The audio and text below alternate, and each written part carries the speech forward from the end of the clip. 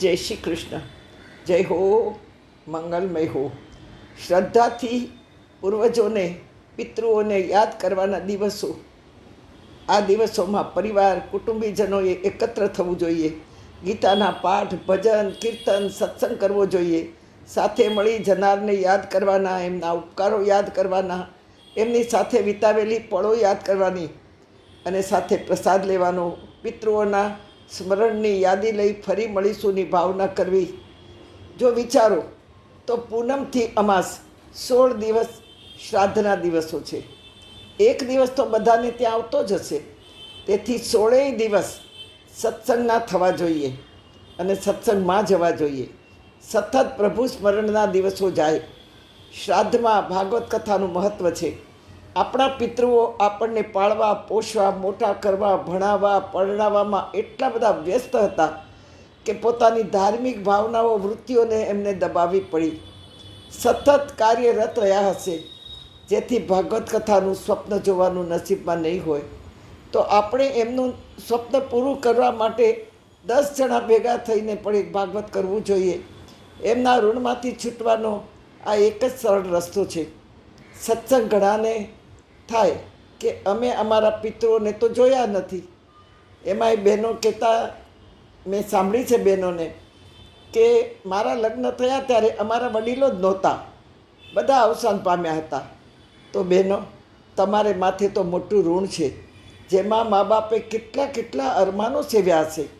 તમારા ધામધૂમથી લગ્ન કરવા, પછી અમારે યાત્રાએ જવું, તમારા બાળકોને રમાડવા, મોટા કરવા, પણ એ આશાઓ સાથે તેઓ ચાલ્યા ગયા.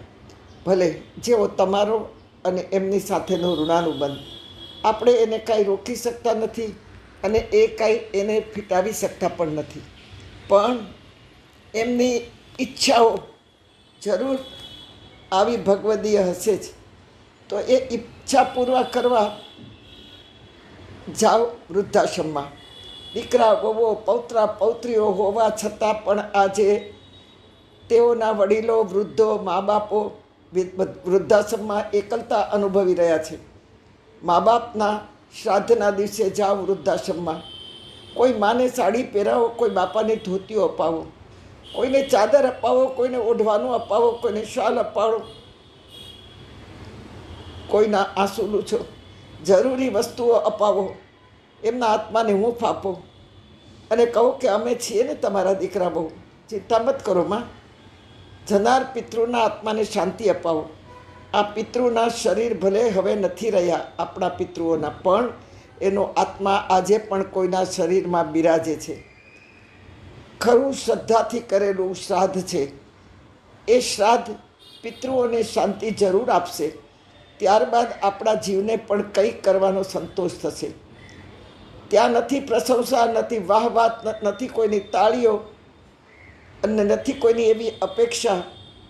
આપણે જઈને આ સત્કાર્ય કરી આવ્યા, એમાં છે માત્ર આપનો અને પોતાનો આત્મસંતોષ. અને આત્મસંતોષ જેવી મૂડી નથી. બાકી તો એવોર્ડો મળશે, વાહ વાહ થશે, તકતીઓ લાગશે, તમે કેટલું દાન દીધું સમાજમાં, જ્ઞાતિમાં, પણ કાળે કરીને બધું ચાલ્યું જશે. પણ કોઈના આત્માને શાંતિ આપી હશે, હૂંફ આપ્યા હશે, આંસુ લૂછ્યા હશે, તો આપણે જનાર પિતૃઓના ઋણમાંથી જરૂર મુક્ત થઈ જઈશું. માટે મોટી મોટી સંસ્થાઓમાં દીધા પહેલાં અને દીધા વગર, મંદિરોમાં દીધા વગર અમારા મોદીજી પણ ના પાડે છે કે કરોડો કરોડો કરોડો અબજો મંદિરોમાં ફંડ ભરેલું છે. એના કરતાં એક મા બાપના આંસુ લૂછીએ, એક મા બાપને કપડાં, ચોપડા, જે કાંઈ જોતું હોય ધર્મનું સાધન અપાવીએ. ખરું શ્રાદ્ધ એ જ છે કે જ્યાં આપણા મા બાપ જન્મ્યા હશે ત્યાં પણ એને પહોંચશે અને ખુશી થશે કે ઓચિંતાની આ ખુશી કેમ થાય છે આપણને, ઓચિંતા આપણો રોગ કેમ વયો ગયો. બંને વૃદ્ધો વાત કરશે. નક્કી કોઈએ આપણું શ્રાદ્ધ કર્યું હોવું જોઈએ, નક્કી કોઈએ આપણા આત્માને ઠંડક આપી છે. બસ એ જ કામ કરો. ભૂલી જાઓ સમાજોને, જ્ઞાતિઓને. ત્યાં બધા કપટ આદરવા ઊભા જ છે. હું તમને મારી વાત કરવા નથી માગતી, પણ હું હમણાં એવા જ ફ્રોડમાંથી નીકળી છું કે હું ભૂલી નથી શકતી. જય શ્રી કૃષ્ણ.